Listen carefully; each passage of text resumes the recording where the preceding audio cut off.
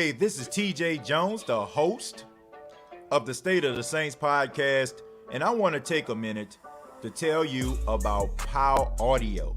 Now, POW Audio is going to change your listening experience.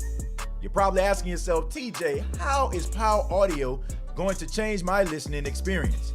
Because POW Audio has a revolutionary design, delivers a crystal clear and powerful sound in a collapsible Bluetooth speaker. That's right, collapsible Bluetooth speaker, and is designed for ultimate portability. So check out facebook.com, search POW Audio, or on their website, powaudio.com. That's POW audio.com. One more time.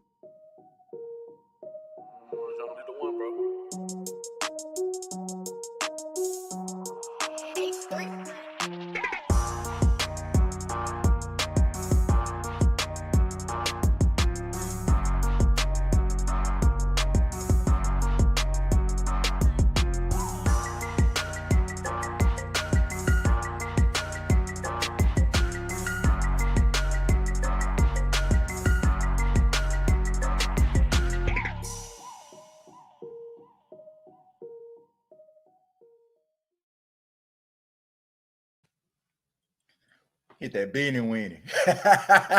Hey, what's going on, Who That Nation? It is yours truly, TJ Jones, the host of the State of the Saints podcast.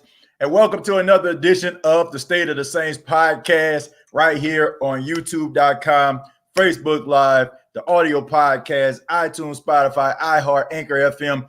Thank you very much for tuning in. Got a good show lined up for you. We're going to be talking about Taysom Hill tonight. That's right, Taysom Hill. We're going to be talking about Taysom Hill because Taysom Hill has been awarded the number two quarterback spot for the New Orleans Saints. So we're definitely going to be talking about that. Also, we're going to be getting into Alvin Kamara's contract and the pressure and the chip that is on Marcus Davenport's shoulder. But I want to say thank you very much for tuning in. Thank you very much for tuning in to the State of the Saints podcast. Special shout out to the chat.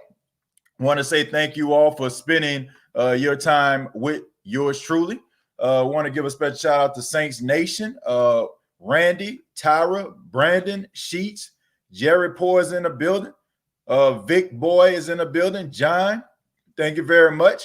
I want to say thank you all. I see Shamika is in here. Jamaica got Shamika and Jamaica up in this thing.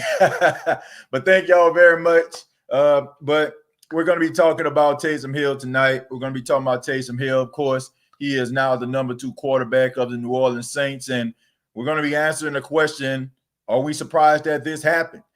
Me personally, I'm not. I'm not surprised that Taysom Hill is the number 2 quarterback. I had John DeShazer on the show, and he talked about that. He said that he felt Taysom Hill would be the number 2 quarterback because Taysom Hill has been in the Saints system for the last 3 years, and there's also a package designed for Taysom Hill.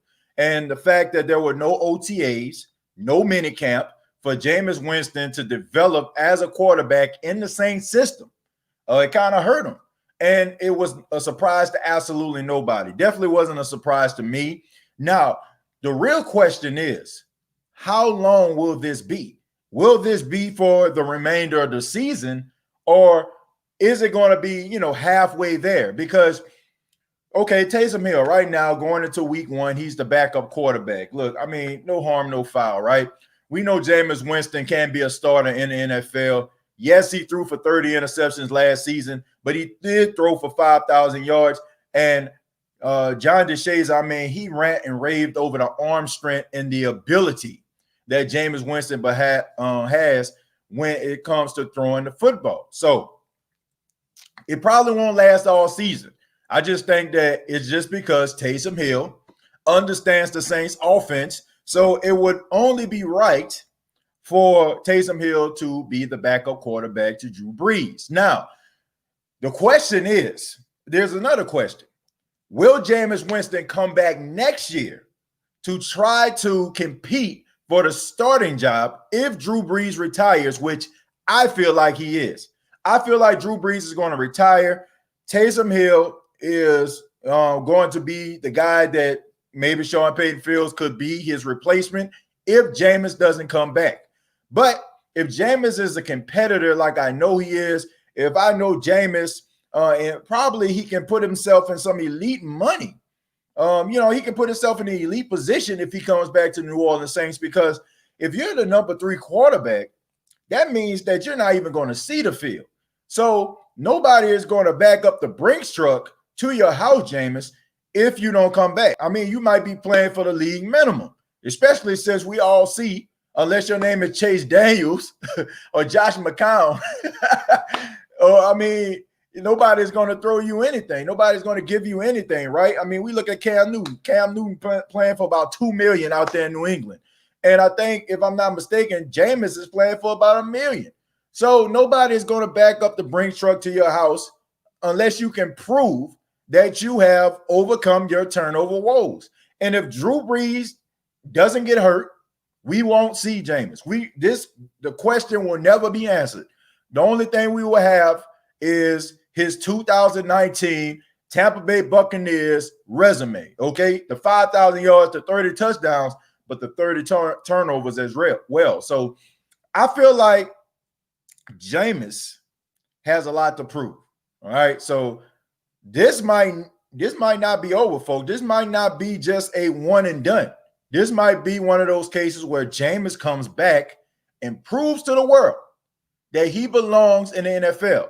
And it also might be beneficial to us because we all know the ability that Jameis has. The problem is, can he get over those turnover woes? Because if he does, then we might be talking about a guy that can lead a team to a Super Bowl. But I want to say thank you very much once again for tuning in. Shouts out to Jameis Winston, who donated $5. Says, I got to say that the State of the Saints podcast fan base is the most pathetic bunch of losers I ever seen. I don't want to play for y'all anyway. Well, thank you very much for the $5, Jameis. I really do appreciate it. You donating $5 to this pathetic fan base. But I must say that I have to disagree with you, Jameis, because we all know that the New Orleans Saints fan base is one of the best fan bases of all time. And I'm pretty sure this probably came from a Tampa Bay Buccaneers fan, a fan base that is so damn fair-weathered. It's just absolutely ridiculous. All of a sudden, you all are popping up in New Orleans Saints and NFC South groups like y'all run the show, as if the guy that is your quarterback right now won 6 Super Bowls with you all. Let's just focus on reality here. You guys have not been to the playoffs in over a decade. You guys are the laughingstock of the NFL. Don't forget that you guys went 0-26, okay, when you first came into the National Football League. And even though, you know what I'm saying, y'all won a Super Bowl, just like the Saints did, we must admit that the Saints have been your daddy for the last decade. So until you actually show what you have on the field, okay, we're not playing Madden here. We're not simulating a season, because if we were simulating a season, then I'll be a little bit nervous. I'll be shaking in my boots. But as of right now, the Saints are the 3-time NFC South champions. They have represented the NFC, NFC South in the playoffs, and they have been one of the best teams in the NFL for over the past 3 years. The best record. Tampa Bay, I need y'all to catch up. So I understand y'all happy. You're saying hooray because right now y'all stacked the deck. You got a 43-year-old quarterback. You got Leonard Fournette. You got Gronk, who was the 24/7 champion in WWE. And you got 2 wide receivers that are respectable. But at the end of the day, we play between the lines. And right now, you guys haven't done a damn thing. All right? Until you do something that is tangible, that we can actually see and not read, don't come for the New Orleans Saints, because for the last few years, we all can agree that the Saints have been your daddy. As a matter of fact, the NFC South as a whole has been your daddy. Okay, so pump the brakes. I understand Skip Bayless and the crew have y'all going to the Super Bowl. That's fine. That's all fine and dandy. But like I said, we play between the lines. And when you play between the lines, I mean, there's no disputing that. but the Saints have dominated. And you guys haven't been to the playoffs. Let me see. This is crazy. The last time the Tampa Bay Buccaneers went to the playoffs, I was just about to graduate from college. Real talk. About the way 2008, if I'm not mistaken. That's the last time y'all been to the playoffs.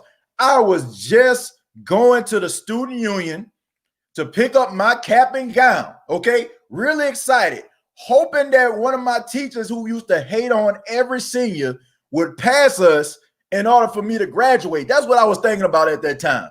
That's the last time the Tampa Bay Buccaneers actually went to the playoffs. Okay, and I mean, for those that may not know, I mean, I haven't been in college for about 12 years now. So catch up, Tampa Bay.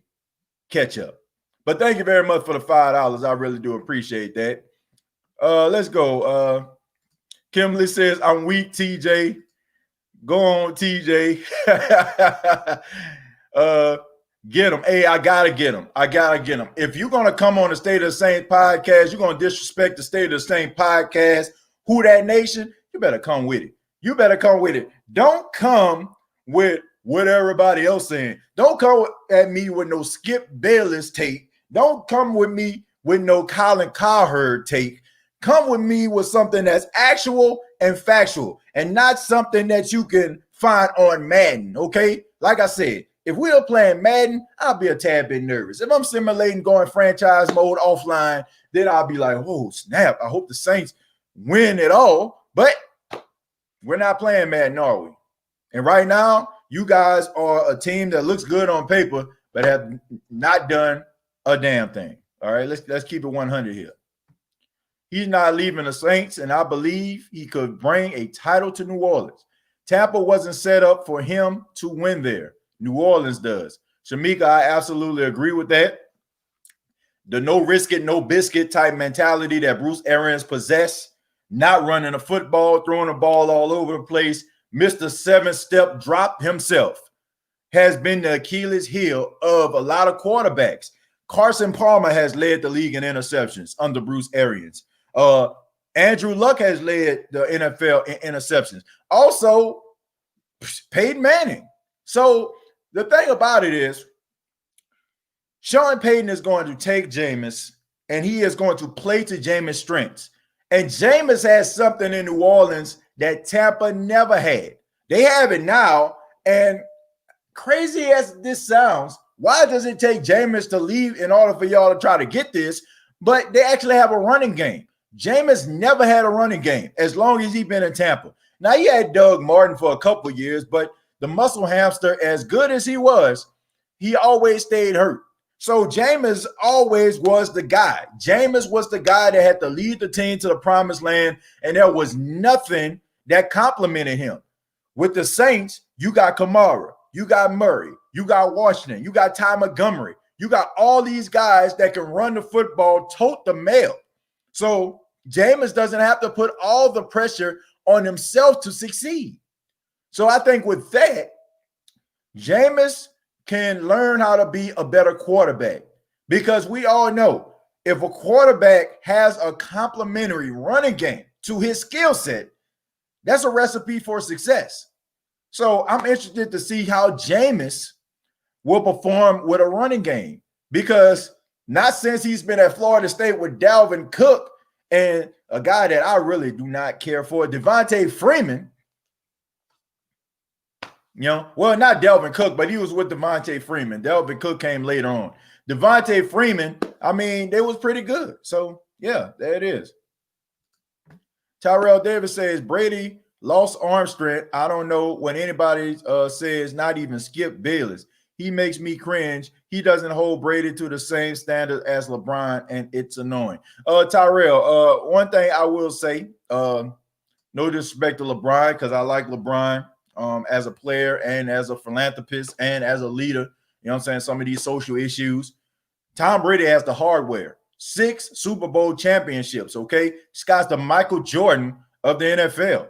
Like, we may not want to admit that, but we got to call a spade a spade. 6 championships, okay? So I don't even feel like LeBron and Tom Brady are in the same – I don't even think they're in the same room. No disrespect to LeBron, but they're not, okay?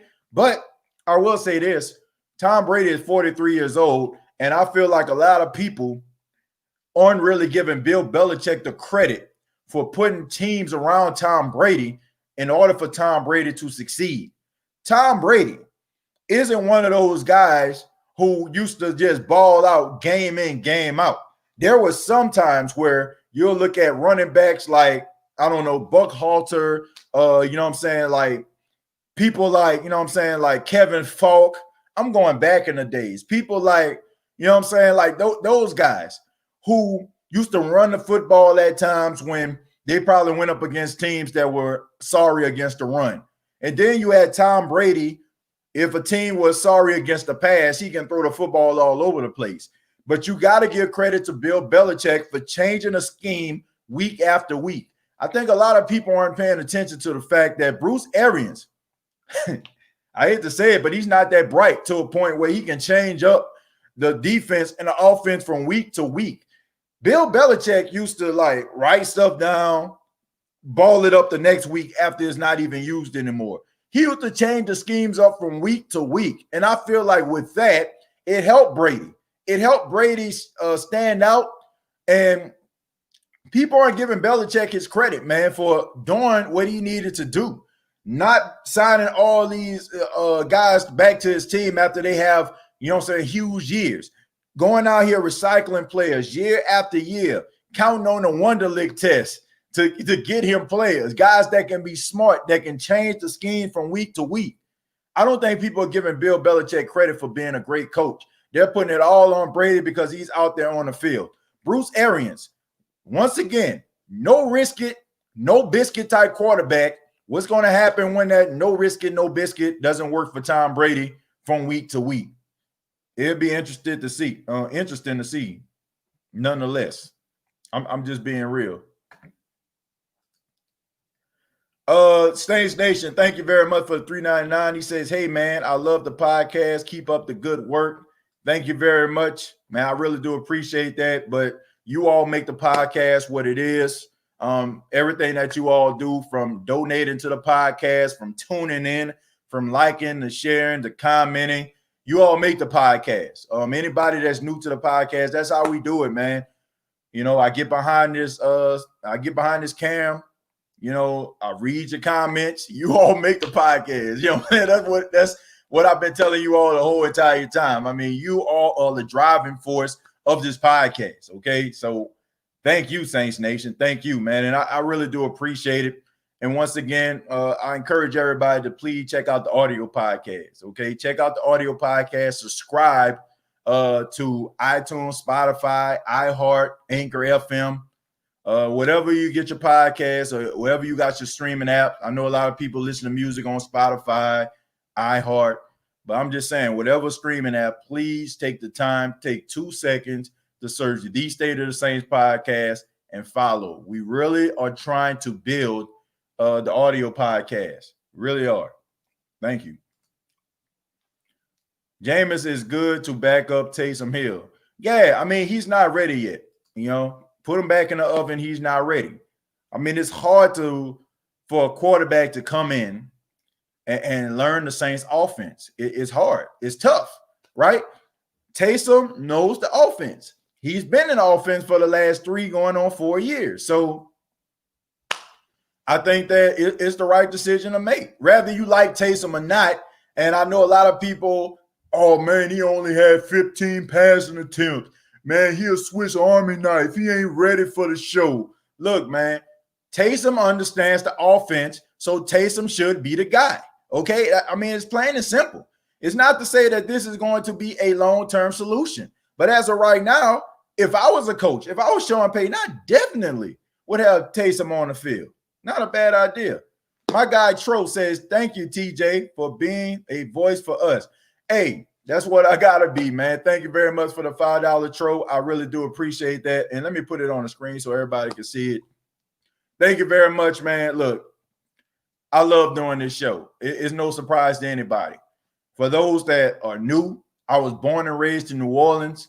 I stay in Myrtle Beach, South Carolina. You know, I'm a radio personality out here, but I bleed black and gold, and I'm definitely from New Orleans, man. Born and raised. in the Ninth Ward. I mean, I'm about as New Orleans as a hot sausage on French dress. You know what I'm saying? Like, but I love doing this show. This show is really taking off. I've had opportunity to interview Super Bowl champions, people that are part of the Saints media, people that are on the NFL network, and it's all because of you all, and that's what I strive for, to make this show the best show possible for you all, for you to all to have interactions and be able to talk to people, that are part of, making the Saints, news relevant. We had John DeShays on the show today. John DeShays, I mean, it's just amazing, man. Y'all just don't know. Y'all just don't know how much of a blessing it is to be able to do something that you're passionate about and actually have people out there who support you. I really do appreciate that, man. I really do. But you all make this show what it is. Andrea Rojas, that's funny because one of my customers said that today. He said he's been a Brady fan since he was little, and Brady, wanted to be in control. So he's going to go to a new team to feel like he's in control. They will cater to him, which makes sense. I mean, he's earned it, Kim. I mean, we have to admit. And let me see what Andriana said. Andriana. She says Brady really going to be coaching the Bucks, and Bruce will be his student. But let me speaking of Adriana, what I'm saying? Shouts out to Adriana. I think she's out in Pennsylvania, if I'm not mistaken. She asked me a question maybe like a couple weeks ago, but I just want to make sure that I answer this question since, I see her in the chat. She talked about Mark Ingram, man. She's it seems like she's a big fan of Mark Ingram, and she asked like, what was the issue about Mark Ingram, him not coming back, Latavius Murray. I just want to make this very, very clear, okay? Mark Ingram and his representation is the reason why Mark Ingram is no longer with the Saints. Mark Ingram wanted, I think, if I'm not mistaken, $5 million a year, right? He wanted a 2-year, $10 million contract at least from the Saints, $3 to $15 million, okay? His agent advised him not to answer the phone for the New Orleans Saints. That's what was said, okay? When Sean Payton called Mark Ingram, okay, he called Mark Ingram and tried to negotiate a contract, talk to him, to tell him, man, we want you in New Orleans. We don't want you to leave. Mark Ingram did not answer the phone, okay? He did not answer the phone for Sean Payton, which is a big no-no. Right? So the Saints, because Mark didn't answer the phone, they signed Latavius Murray, and Mark Ingram, who wanted to play hardball, ended up going to Baltimore. And he still didn't get the $5 million that he was asking for. He only got 4.7.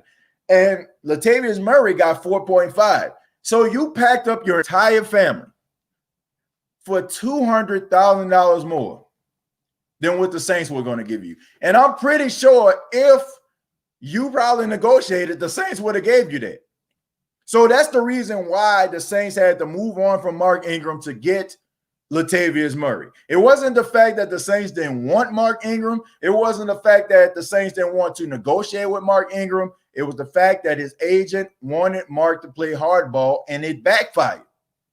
But I think, me personally, I think both sides won. Latavius Murray has not been used the way that he should have been used in the New Orleans Saints offense. Every time he answers, every time his name is called, he answers, okay?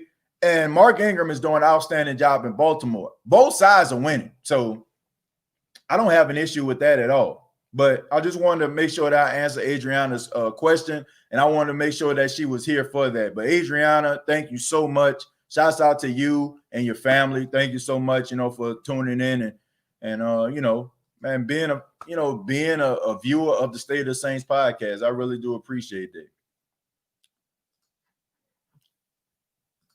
Shamika also says, y'all about to see why that's been Belichick running that show the whole time. No disrespect to Brady, but y'all about to see.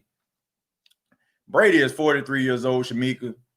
People aren't paying attention to that because they are so used to him in a Belichick offense being successful. But I don't think people are giving Belichick the credit for being a great coach. They're not.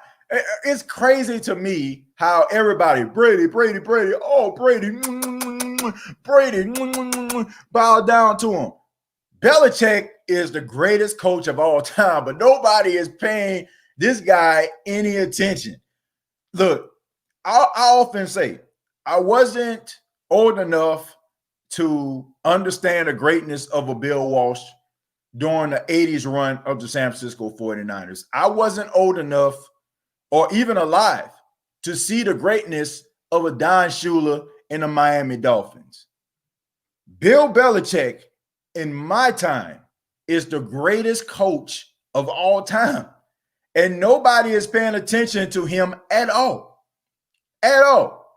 Everybody just think, oh, Brady is Brady.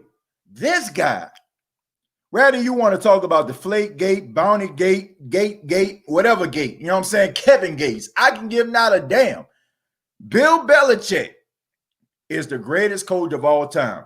The way that he can change up his schemes from week to week to cater to what his team actually needs to do against an opponent is absolutely outstanding. And I know Brady has won 6 Super Bowls. He was the quarterback. But to me, this is like when Doug Collins was the head coach of the Chicago Bulls and the Bulls couldn't get over the hump. But when they signed Phil Jackson, when Michael Jordan and Pippen, they were able to win those championships. I don't think you would see the greatness of Michael Jordan and Pippen if Doug Collins was the coach.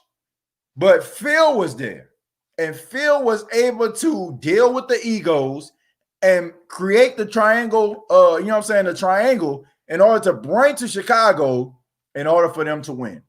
Bill Belichick is the Phil Jackson of the National Football League. And I think a lot of people are going to realize how great he is. And Brady is going to find out how important he was to his success. You know, that's just me. Brady about to get all the calls. Look, I'm not going to say that Brady is not going to be able to win some games. You don't play 20 years in the National Football League and not be able to win games. There's not a defense that a team can bring to Tom Brady. And Tom Brady won't be able to understand what they're trying to do to him. Okay? This is what I think the Saints are going to do in week 1. Let's go ahead and talk about it. The Saints are going to have to make sure that they disguise a lot of stuff. They're going to have to be the master of disguise in order for them to try to manipulate Tom Brady. They're going to have to wait to the very end in order for them to get in position to make plays. That's just the truth. Because Tom Brady has seen it all and he has done it all. And it is going to be tough for the Saints to try to throw something at Tom that he hasn't seen. So I will give him credit for that. You don't be around 20 years and haven't seen your fair share of defenses. Ingram and Kamara was a good combination for our Saints. But truth be told, Ingram didn't show up in the playoffs when needed to. Look, I'm not going to I understand. You say he didn't show up in the playoffs. But Mark Ingram, the first couple of years of him being in a Saints uniform, a lot of people washed their hands with Mark Ingram. Mark Ingram changed the narrative and became one of the favorites of the New Orleans Saints towards the tail end of his Saints career. And Mark Ingram, who spent like 4 weeks and he was suspended for 4 weeks, came back motivated, ready to run, and he did an outstanding job for the Saints. They were a good combination. But I'm not going to sit up here and say that Latavius Murray can be a good complementary, running back to Alvin Kamara. I don't think that Latavius Murray and Alvin Kamara are not a good fit. I think they are a really good fit. I think that the New Orleans Saints need to utilize Latavius Murray more. I feel like Sean Payton's issue is the fact that he feels like if he doesn't sign a guy and he is not, quote unquote, his guy, I feel like he doesn't use him. Latavius Murray, if you look at his stats, folks, I encourage you to look at his stats. He and Mark Ingram's stats are virtually identical. Like, I mean, so they did a really good job bringing Latavius in because Latavius gives you the same type of production as a Mark Ingram. Now, Mark Ingram, to me, the one thing that I feel like Mark Ingram has that Latavius doesn't is his ability to want to prove people wrong. He plays with a chip on his shoulder. I don't think Latavius does that. Mark plays as if he wants to be a Hall of Famer. Latavius, to me, plays as if he's good. I mean, it's like this, right? Latavius Murray is Danny Green, okay, if you watch basketball. Mark Ingram is Ray Allen, all right? Ray Allen is a great three-point shooter, but Ray Allen wants to be a Hall of Famer. Danny Green is a great three-point shooter, but he's just a role player. That is what I see out of those two. But at the same time, if you're jacking up threes, I mean, a three is a three, right? So I don't feel like Latavius Murray can't do what Mark Ingram did, okay? Mark Ingram probably more motivated to do it, but I'm not going to say Latavius can't. And I feel like he can be a good complementary if Sean Payton uses him. I mean, come on, man. Give me a break. 12 carries in the playoffs. This is a guy when Alvin Kamara went down. When Alvin went down, he answered the bell. 109 yards against the Bears, 102 against the Arizona Cardinals, 159 yards from scrimmage in those games. Look, I understand who that nation, out of sight, out of mind, but I think we need to put a little bit more respect on Latavius Murray's name than we've been giving him. And we have to understand that it's not, for those that are very skeptical about Latavius Murray, it's not anything that Latavius Murray has done. It's what Sean Payton is not doing with Latavius Murray. That's just my opinion. They lost to the Eagles, and Tom Brady set the all-time passing record in a Super Bowl. Defense lost the Eagles Super Bowl. Defense lost the Eagles Super Bowl. Double A. Shouts out to Double A, man. I know he a Buccaneers fan, but yeah, man. Tom Brady turned over the football. That man, come on. If we're gonna tell the story, tell it all. Okay, this was a back and forth Super Bowl. Defenses couldn't stop a nosebleed, but was it Nigel Branham, if I'm not mistaken? Crazy as that sound. Nigel Branham was the one that actually forced the fumble on Tom Brady. The same Tom Brady is going to be starting week 1 for the Buccaneers. Tom Brady turned over the football. I think Nigel Branham is the guy who forced the fumble. So, yeah. But, man, look. If you're an offensive-minded person, you would have loved that Super Bowl because nobody couldn't stop nobody defensively. They couldn't stop a nosebleed in that game. Facts. That's how you beat Tampa. Our defense got to bang him up all throughout the game. Who that? Yeah, you got to get pressure on Tom Brady. You got to put the pressure in his face. He gets to get a tad bit skittish, kind of like Drew Brees. When you bring the pressure to him, trying to get the ball out, it messes with his timing, it disrupts him. If you do that, then it's going to be a long day. But, the Tampa Bay Buccaneers have done an outstanding job fixing the offensive line, man. Look, anybody that follows the State of Saints podcast, you already know, man. Look, I don't sugarcoat. You know what I'm saying? I'm a Saints fan through and through, but I also have to tell who that nation what the Saints are up against. They fix their offensive line, and you have guys that can get separation within 3 seconds, okay? And when I'm saying 3 seconds because Tom Brady can't get the ball out of his hands with a 3-step drop. So it's not like it's going to be an easy task, man. This is not going to be an easy game. That's absolutely correct, my friend. Shouts out to Keith. Ricky says, I like Murray. I just think he doesn't get a lot of opportunities, I feel. Ricky, that's the absolute truth. He does not get opportunities. And I feel like if he does get the opportunities, then we will love him in a Who Dat Nation. He will get the respect he deserves. Belichick let the backups do that to him. Yeah, man. I mean, Double A, you probably talking about the fact that Malcolm Butler didn't play in the game. You know what I'm saying? A lot of people feel like Belichick sabotaged the game against the Eagles in the Super Bowl. I don't think so. You're right, TJ. Sean Payton got to feed Latavius Murray the ball more because he's your power back. I agree. Look, I feel like Alvin Kamara does possess certain power, okay? I feel like he can break tackles. He's extremely elusive. He has great balance for a running back. But Latavius Murray, who is 6'1" or 2, about 225 pounds, he leans forward, gives you 3 yards. And I feel like Latavius Murray, I often say here on the State of the Saints podcast, he's the bridesmaid. He's never been a bride. I don't know why. You know what I'm saying, teams don't want to lean and depend on Latavius Murray. I don't know why they don't look at him as a starter. I do. But once again, he has been a bridesmaid, never been a bride. Cam got a face-off time like he's Matt Ryan. Cam can't stand Matt Ryan, literally. That's why when he sees Cam, he just falls down.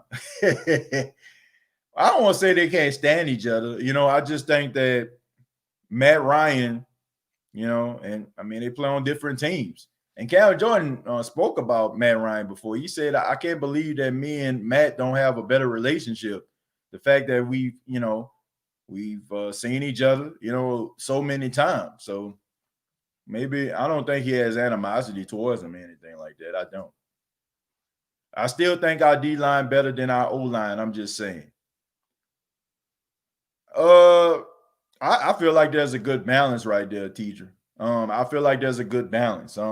Yes, you have young guys coming in. I mean, you got Cesar Ruiz, you got Eric McCoy. But I feel like both sides are really, really good. And they're only going to get better with repetition as weeks go by.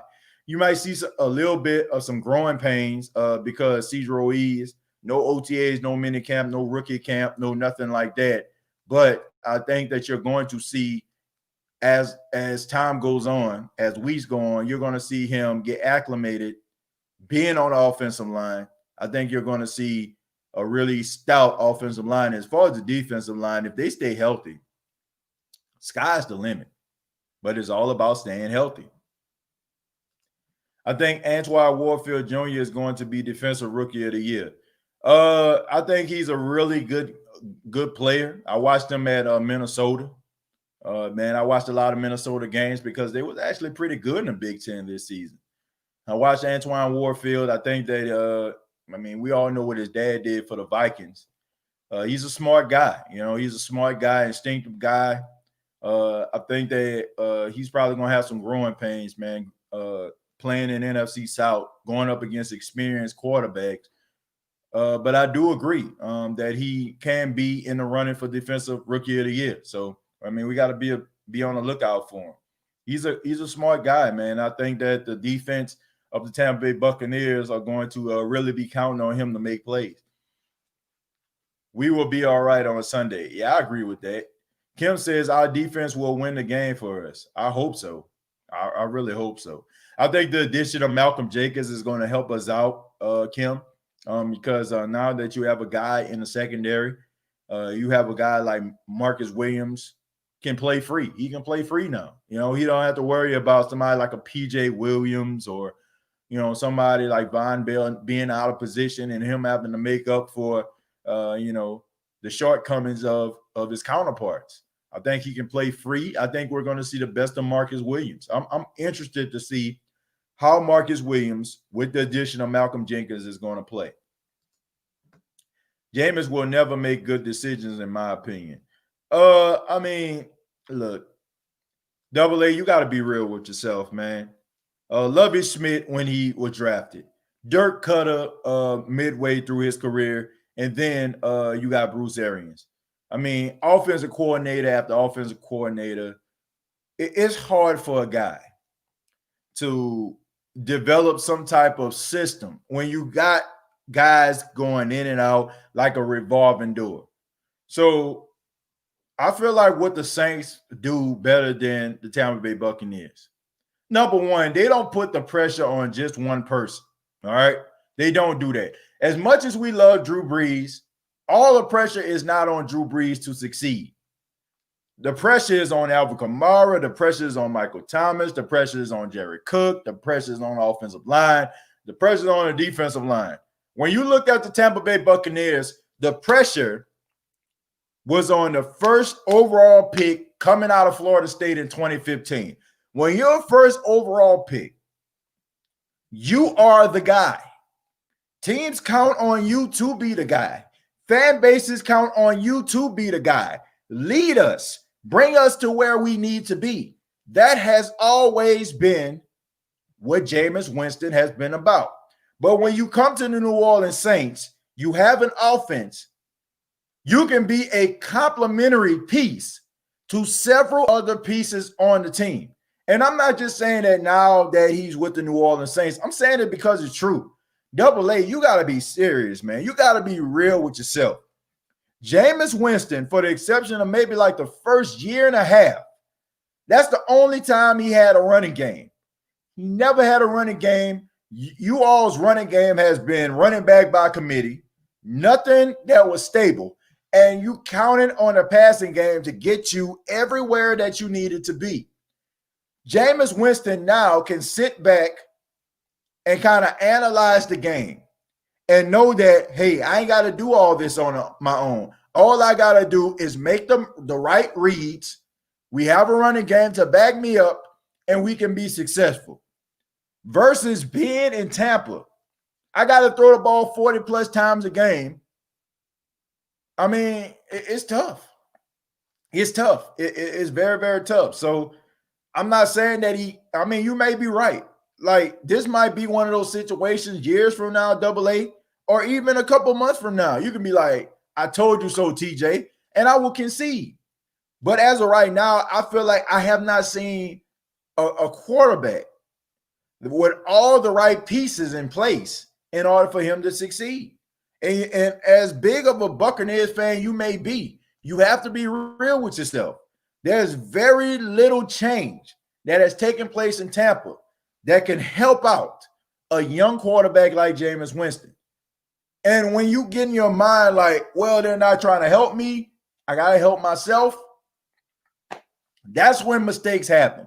That's when the 30 interceptions happen, because you're not counting on other parts to lead you or help you make this team a cohesive and a, you know what I'm saying, and a running engine. It's all on you, okay? And just like a car, you know what I'm saying? Like, you need all the parts in order for your car to run, okay? You need that radiator, okay? If you don't have that radiator, the car is going to overheat, okay? You might be able to ride, start it up, keep it going for a little minute, but you need that radiator. A quarterback needs a running game. He needs a defense. He needs to be able to learn how to be a pro. I don't feel like Jameis really had that chance in Tampa. I don't. We are loaded with weapons in the backfield. Yeah, as long as they stay healthy, John, we should be okay. The hopeful elect says a Winston Saints is better than a Hill Saints. Needs to do the gadget thing and continue to be 10 different weapons for us. Look, I can't agree with that, hopeful. I can't agree with that, because I'm not going to sit up here and put a guy in a box when a guy hasn't shown me everything in his arsenal. Okay. Taysom Hill, for the times that he has thrown the ball down the field, and I'm just talking about last season, we've seen that incredible tiptoe Chris Carter-like catch by Michael Thomas. We've seen Michael Thomas move the ball down the field for about 23 yards. And then we've seen Deontay Harris catch the ball for 55 yards. That's Taysom Hill not being in that Swiss Army knife role. So I'm not going to sit up here and say Taysom Hill is just Swiss Army. The fact is, we put him in that box as being a Swiss Army because we have not seen anything except for 15 passes. We cannot do that, folks. Drew Brees has been our quarterback for the past 15 years. There has been very few quarterbacks with McCown and Bridgewater who has had starts, and I guess you can throw Mark Brudell in there, during the 2009 Super Bowl run.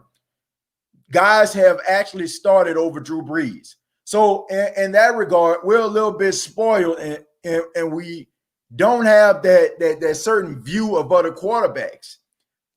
He is a guy who I feel like the book has not been written just yet on, okay?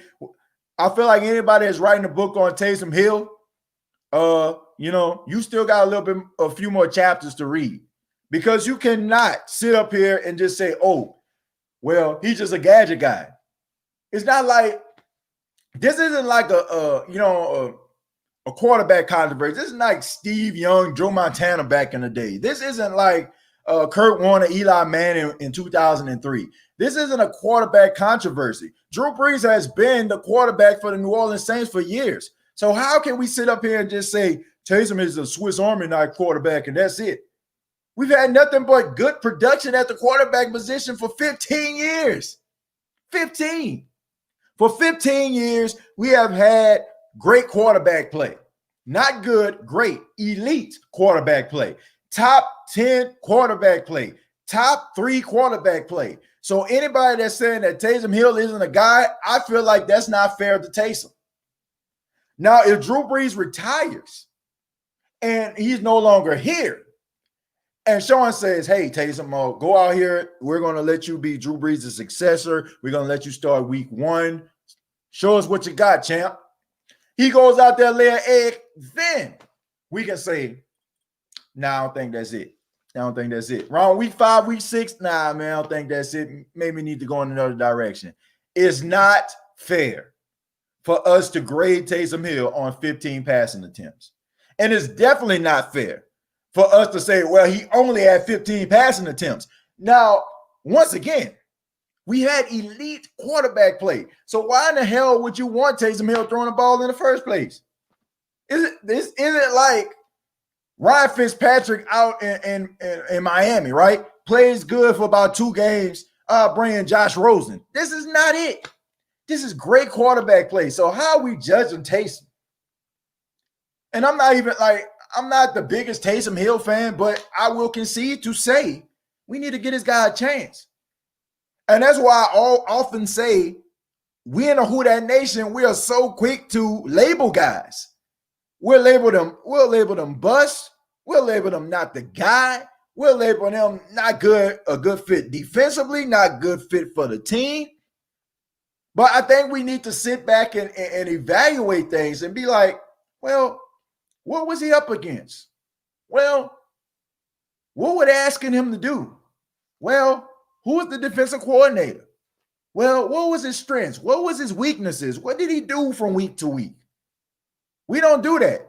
I feel like we're prisoners of the moment. And right now, 15 passing attempts, and we're like, he's not the guy. What do you expect? Do you expect for him to play so well that Sean's like, nah, Drew, go on the bench? Because then you will have fire, torches, and pitchforks coming out because we don't want to bench Drew, right? So it's not fair. We can't label Taysom Hill just yet. I feel like we have to judge him once Drew Brees is gone, or if something was to happen to Drew Brees, I'm knocking on wood right now, and he comes into the game. Not fair. Not fair to him.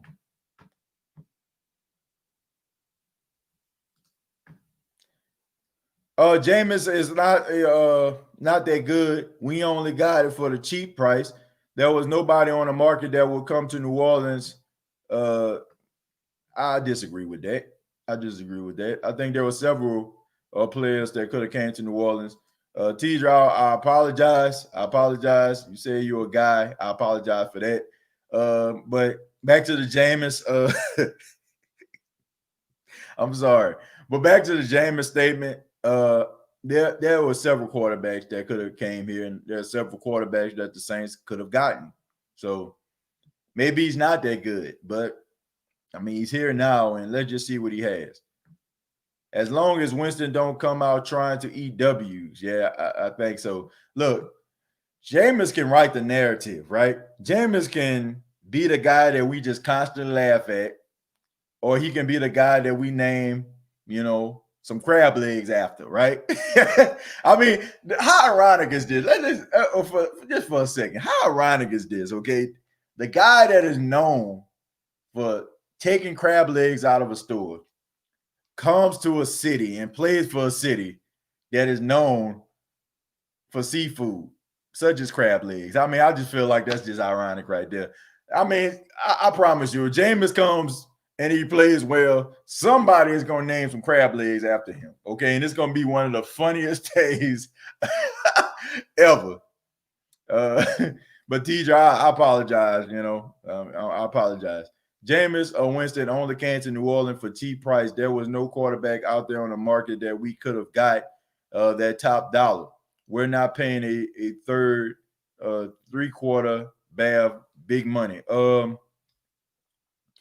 I don't know, man. I just feel like the Saints have the best quarterback room in football. I don't think anybody can disagree with that. Between Breeze, Taysom, and Winston, you got 2 5,000-yard passing quarterbacks in your quarterback room. Unbelievable.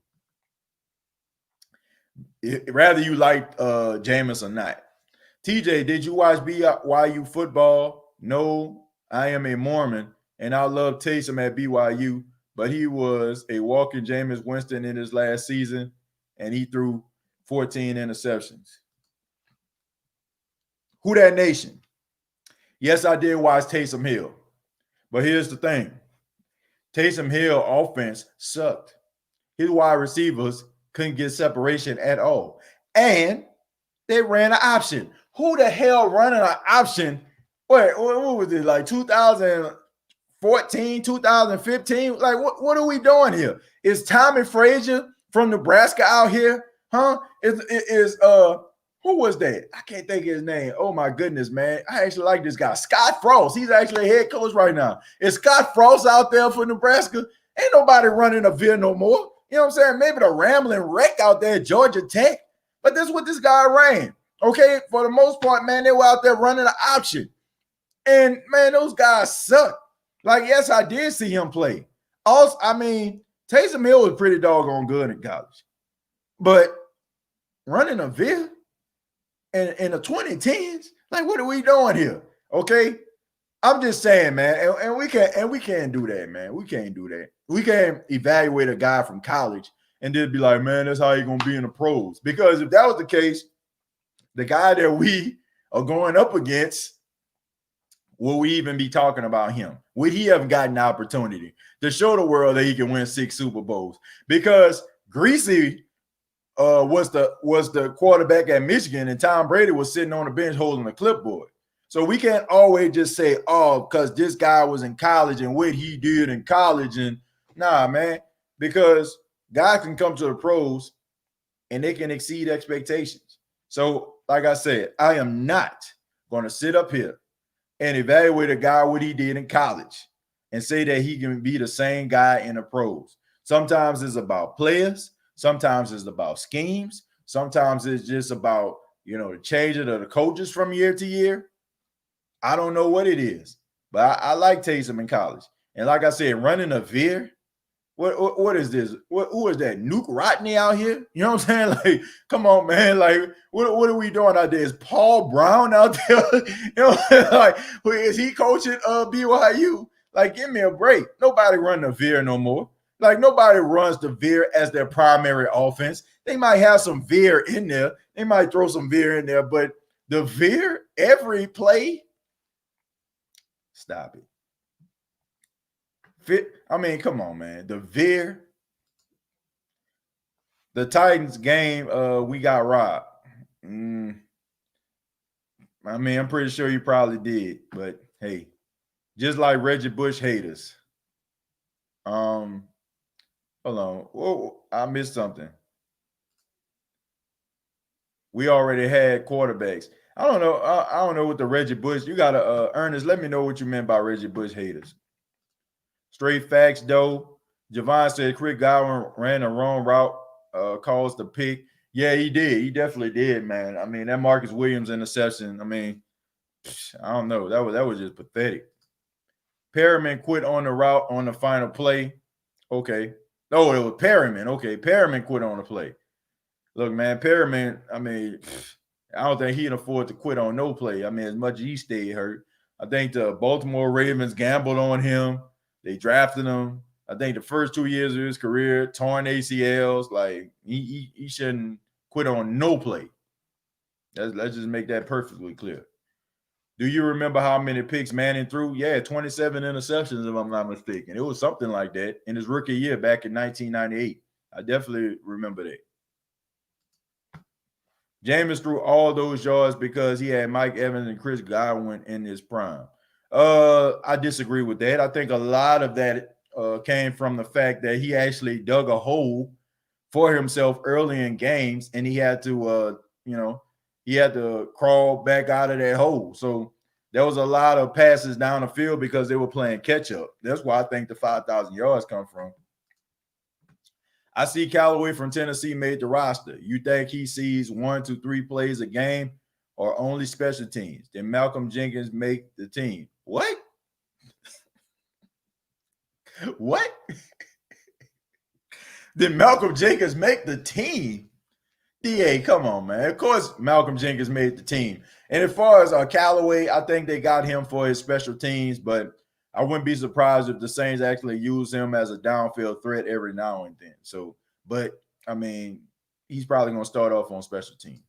Brian says, what are you looking forward to in the season for the New Orleans Saints, in your opinion? Man, to have a deep run in the playoffs. Look, let's not sugarcoat this, folks. I can care less about the regular season. Just make it to the playoffs. Just show me that you can win in the playoffs. All this stuff right here to me is just preliminary. I mean, it's preliminary if you make the playoffs, but I'm over this, man. Like, I'm over this. I'm over these Saints in the regular season, right? I want to see what they can do in the playoffs. That's what I want to see. Bump all these stats and, oh, Drew Brees, he had more completion. Oh, Drew Brees threw more touchdowns. Oh, Drew Brees threw more yards. I can care less. Make a deep run in the playoffs or miss me with this season.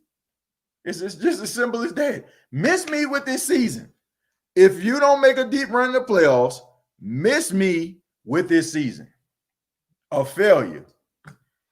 How do you think C.J. Gardner-Johnson is going to do, TJ? Well, he seems like he's motivated to play this season. Seems like he's excited about playing. I mean, you follow him on social media, so I expect big things out of him. I really do. Ramsey said, what up, TJ? Always love your show, and I try to tune in as much as I can, but sometimes you come on too early during the day for me. Hey, Ramsey, look, I have pop-up shop shows, man. That's what I do. Sometimes, like, I have guests on the show, and I have to make my show, around the guests at what time they can do it. So that's why, we always have replay, man. Look, if you can't watch the show live, no matter to me, man. As long as you take the time out, check out the show, I'm appreciative. Okay, if you can watch live, I appreciate that. But if you can't, it's fine. It's fine. Ain't no problem. But thank you, Ramsey. Defense cost the Bucks a bunch of games, giving up 30 points per game. Yeah, man, y'all secondary sucked. Now, I don't know, Javon. I don't know if you're a Buck fan or not, but y'all secondary sucked. Okay, offense was good. Secondary sucked. Hopefully, y'all got that straight. Wait to see how many interceptions Brady throws under Bruce Arians. Gonna be interesting. Daniel Jones lit the Bucks defense up. Yeah. That's what he got everybody in New York excited. That was his first game as a starter. He came in the game or something like that, and he played pretty good and did absolutely nothing since then. Harris is the X factor. We'll see. We shall see. Brady will throw way more picks this year in Arians' offense. Yeah, I mean, first year probably gonna be tough for time. We'll see though. We'll see. A lot of weapons. Defense lost the Seahawks game too. Dang, did the offense lose any game? I can remember the game out in London. You know what I'm saying? I remember them games. I mean, I can remember if I'm not mistaken, Jameis throwing 5 picks. So I mean, it wasn't just the defense. Yeah, Danny Dimes got his nickname on us. That was when Vernon Hargreaves and MJ Stewart were starting. Yeah, Vernon Hargreaves, I think he ended up getting cut or getting traded to the Texans. And I mean, that was, man, y'all talking about a bust. My goodness. Hey, TJ, I think in this Sunday game against Tampa Bay, the Saints defense is going to be the difference. Oh, yeah, they better be. And this got to be a disciplined game too, Ramsey. It got to be disciplined because you don't have fans in the stands. You don't have fans cheering you and singing your praises. Like, you got to be mentally prepared for this game. And I want to see it. I want to see the defense step up. I want to see that defense that everybody's been talking about and all the beat writers for the New Orleans Saints have been talking about and all the turnovers that they have. Now, we're about to learn 2 things. Is rather the defense has stepped up and turned the corner, or Drew Brees has regressed. I mean, it's just the truth. Because all I'm hearing is Drew Brees, you know what I'm saying, turned over the ball to PJ. He turned over the ball to Caden Ellis. He turned over. You know, it's rather the defense has improved or Drew Brees regressed. So this might be the best year or it could be the worst. Something's got to give. Jameis didn't throw a pick against the Seahawks, but the defense couldn't stop anybody, and the Bucs lost the overtime coin toss, and it was a wrap. Yeah, man. I mean, but it was just, I mean, you need consistency at the quarterback position, Javon. I mean, you can talk about defense all day, but you need consistency, man. I mean, a team got to believe that you're not going to turn over the ball, okay? Sometimes a quarterback just not going to have a good day. And the defense is going to have to step up. But also, sometimes the defense is not going to have a good day, and the offense is going to have to step up. It can't be too lacking size. You can't lack on offense and defense. I want the Winston versus the Rams. Yeah, he lit it up. I think he had about 40 yards, about 4 or 5 touchdowns. Yeah, if he can play like that every week, my goodness, might be MVP. I heard Brady was wearing disguises, taping our practices, deflating those balls. I hope not. Our boys, Burrow and Lamb, will rock it out this season. Well, I hope so. You know, I'm cheering for both guys. CeeDee Lamb for the Cowboys, who I feel like, I can't believe I'm saying this, Cowboys might be one of the best teams in the league this season. But they might be one of the best teams in the league, man. I'm not going to hate. I like Mike McCartney. You know what I'm saying? I hate the decision that he made. I think the Cowboys might be for real, man. Looking at them, and I just was hoping and wishing that they kept Jason Garrett because I just knew they weren't going to get over the hump with him. But, I mean, McCartney won a Super Bowl, so man, they might be one of them teams that nobody talking about. Hey, TJ, any plans on getting Matt or Moscona on your show anytime soon? I'm sorry, Ramsey. I don't even know who that is. I'm sorry. I don't know who that is. He's welcome on the show. You know, I can reach out to him. But I never heard of him, you know, and maybe that's not a good start of asking somebody to come on your show, but I've just never heard of him. I just never heard of him. But I would love to have him on the show, talk to him, I'm open to talk to anybody, as y'all already know. Seahawks game was a good game for James. T-Tom says, hey, what up, TJ? I have a question. Why would they let go Keith Washington? Do you think it was a huge mistake by the squad to let him go? Nah, he on the practice squad. They only waived him, okay?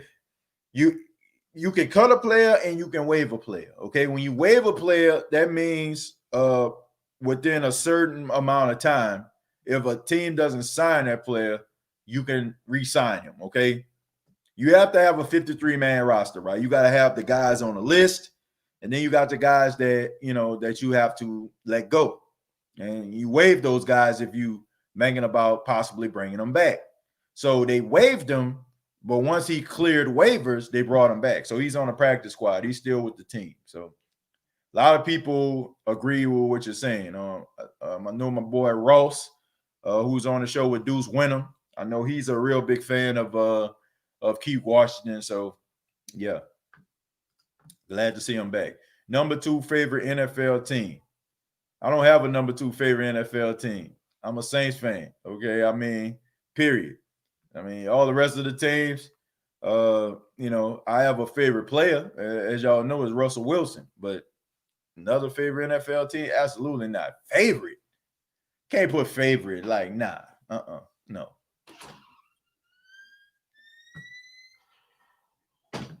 Hey, what up, boy? My son just walked into the room. I thought you were asleep. I did too. I got my son. You coming? You want everybody to see you? Come here. I got my son right here. Say hey to everybody. Got my son right here. All right, tell everybody on the mic. As a Saints fan, if fans get to be in the stadium during any week, please don't play Chopper Styles. I don't know, man. That song go pretty hard, man. We can't get rid of Chopper Styles, man. It's better than stand up and get crunk. Better than that, right? I wonder what a regress season for Drew Brees will look like. I hope he starts the season hot. Yeah, me too. I hope so. Jamaica says, hey, handsome. They talking about you, man. Yeah, you wave at them. Say, hey, you gonna wave? You gonna wave at everybody? Sorry, folks. He usually more lively than that. He was asleep earlier. Raise that boy right. Better be a Saints fan. Yeah, he better be. You a Saints fan? Say yeah. All right. Miguel said, what up, little man?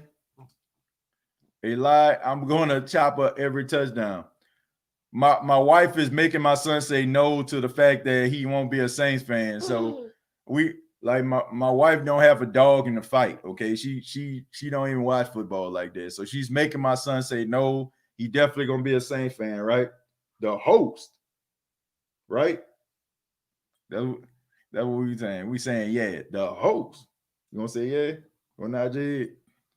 He looking at my wife. From what I've seen, the youngsters can ball. Keith Washington looks like he's the real deal.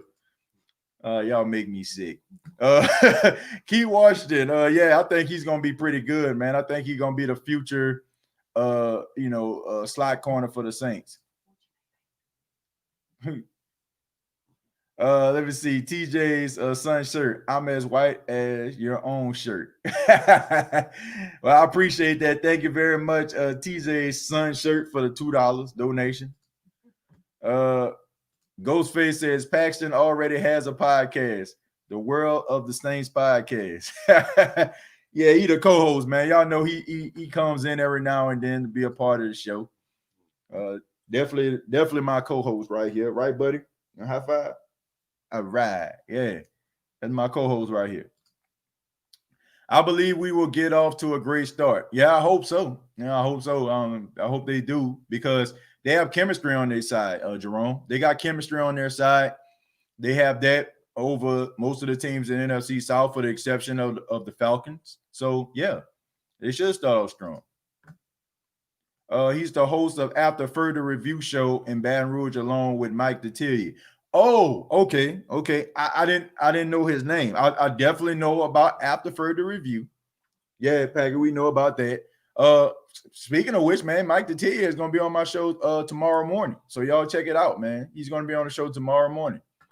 So it's crazy, right? But I definitely know who Mike Detillier is. I mean, I've been listening to Mike and Bobby Bear, a second guest show out there every Monday after after Saints games on Sunday. I always check them out. So Mike Detillier will be on the show tomorrow. Just never had him on there. And like I said, man, I apologize. I definitely am familiar with his show After Further Review, man. I check it out all the time on YouTube. So yeah. Travis 504 says, who that? I heard Von Miller is likely out for the season. So if the Saints are planning on getting a pass rush, they stop dragging their feet. Man, that sucks if Von Miller's out for the season, man. I actually like Von Miller. I don't think he's what he once was, but he's still a very respectable pass rusher in the National Football League. That would suck for the Denver Broncos if he's out for the season. TJ's son. Thank you, son. Thank you for the $2. Says, how come it ain't no food in this room? I want candy. Well, thank you very much, TJ's son. Actually, Pax don't really like candy like that. Like he eats if you ever heard of popcorn, it's like the little, the popcorn that doesn't have kernels in there. That's his favorite right there. But he doesn't eat candy. Like he really doesn't eat candy. And he's very selective on what he eats. I mean, we had a very, very hard time like getting him to eat anything. Like really. Like it got to a point where we thought we'd have to take him to the doctor because, we thought like maybe, he was having issues like with his throat or whatever like that. But now he likes Chef Boyardee, but not really much, not too much a candy person. You a candy person? No. Okay. Pac-Man is the next Deontay Harris, fastest little baby alive. I think I kind of agree with that, man, because I'm having a hard time catching up with him now, I mean, he runs pretty fast, I think he's going to be fast, man. And and his hand-eye coordination is pretty doggone good for a 1-year-old. I feel it in my soul. We beating all the odds. I hope so. Oh, my goodness. I hope so. I can't take too much disappointment. TJ's son stopped being picky. Well, that's just him, That's what he does, right, buddy? It's all good though. Do you think Sean Payton will be balanced this year, similar to our Super Bowl year? I hope so. I know I keep on saying I hope so, but I mean it's just all of you are saying things that I hope the Saints do. We know that the Saints, when they were a top 5 rushing attack, we know they were pretty doggone good. Right, Packy? Well, you weren't alive when it was, when they won the Super Bowl. But, they had a top 5 rushing attack when they won the Super Bowl. So, yeah. He's a real Saints fan, very selective. Yeah, he definitely a Saints fan. Yeah, he definitely going to be a Saints fan. I know we're around Carolina Panther territory, but don't get it twisted. Yeah, Payton was disrespectful to that reporter. What did he say to the reporter? I gotta go back. Somebody tell me what he said to a reporter. I can see Paxton as a wide receiver for the Saints. Well, I mean, that's a long way from now, so I don't know. Whatever he wants to do, like I would like to introduce him to like different sports and activities and stuff like that, but it's up to him if he decides what he wants to do. Tom Benson Superdome. I think they're gonna end up getting a sponsor, man. I mean, look, there's nothing wrong with Tom Benson Superdome, but it's about making money, man. And if you can put a sponsor on your stadium, I think you want to do it. Like TJ said, Payton stopped trying to make the offense look sexy when it already is. I don't care about a sexy offense. I just want them to win. That's what I want. I just want results. That's it. Are you all right? All right. You got a 1 cough minimum now. 2 cough, they look at you funny. I ain't the average 1-year-old. Y'all be respecting me. Well, TJ's son, thank you very much for the $2.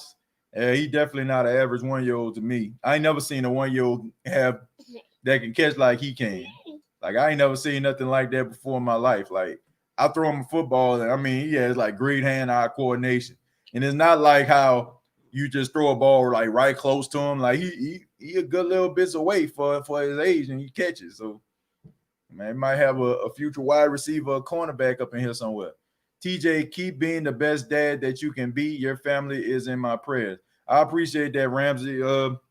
You know, one thing that you know, I try to be a good father, man, because, you know, I mean, I didn't grow up without a father. You know, I had my grandfather, I had my uncles and stuff like that, man. But that what motivates me to be the best dad that I can be, you know, to be the best father that I can be for him. You know, like nothing else is more important than me being a good father and a good husband. You know, you ready to get down? All right. Don't be messing with the keyboard now. All right. But anyway, you know, that motivates me to be the best father I can be for him, you know, because I love him that much. And, you know, I mean, I just want, you know, it's different, you know what I'm saying, when you're raising a young man. I mean, you want him to respect women.